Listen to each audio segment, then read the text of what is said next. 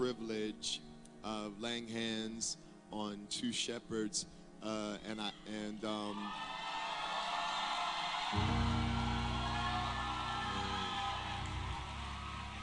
this is important to me because I have never in 14 years officially laid my hands on somebody that was a member of this church and decided to start one. Never.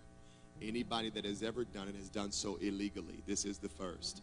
And so this is a very important thing because I want to prophesy now. Even his name, I believe that Isaac's carried honor as a real strong standard here and a real strong mandate.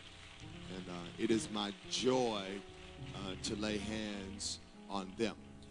Don't get it twisted. There are some people that pastors hate to see go. And I know there's this thing where everybody's on this exit thing from the church, and it's almost like pastors are mad about it. I think some of you Negroes, we can't wait to get out. I mean, we need to set the record straight. We love when some of you leave. We like, thank you, Jesus.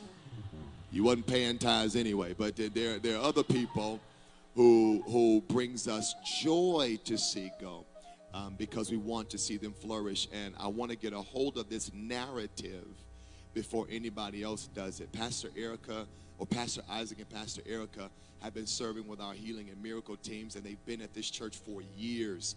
They have survived several buildings, and you don't know how important that is until you've been an all nations person. In every building, a generation has risen and one has fallen off. There are some people that are here that have not mentally migrated to Chappelle. They are still at Altgale, and they complain like Altgale, they gripe like Altgale, and so they have survived since Altgale and have lasted those transitions.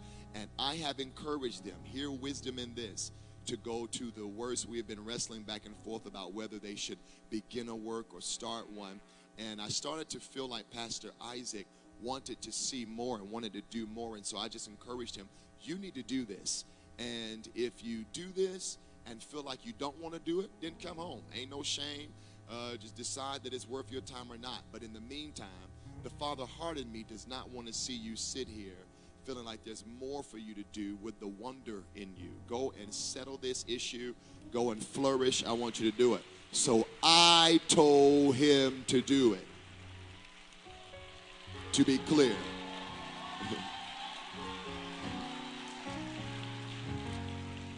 The second thing that you need to know is I also told him where to do it. I told him, if you're going to do this in the spirit of who we are as a family, I think it's pride for people to plant churches among princes. This is where a lot of church people and planters go wrong.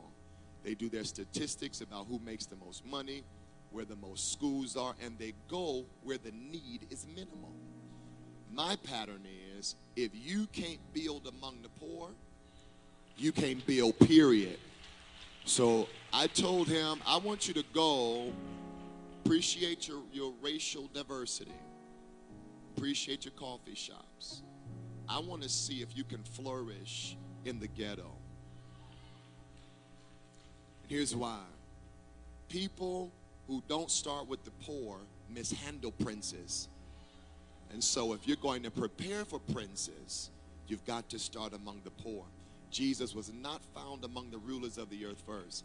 He was found with prostitutes and wine bibbers. So I told him, I want you to go to Inglewood, and I want you to go to Inglewood on purpose because it is, in my opinion, Inglewood, the strong man over that city, over that area, is rejection.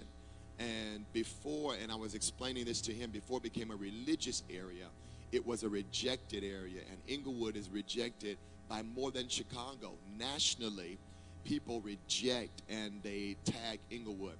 So I'm sending them there, and I want them to start. So you're going to see them home whenever they want to be home, and not home when they don't want to be home, but you are to honor them because they have my full blessing in what they are doing. Let's give it up for these couples as they come. Come on, all nations. Let's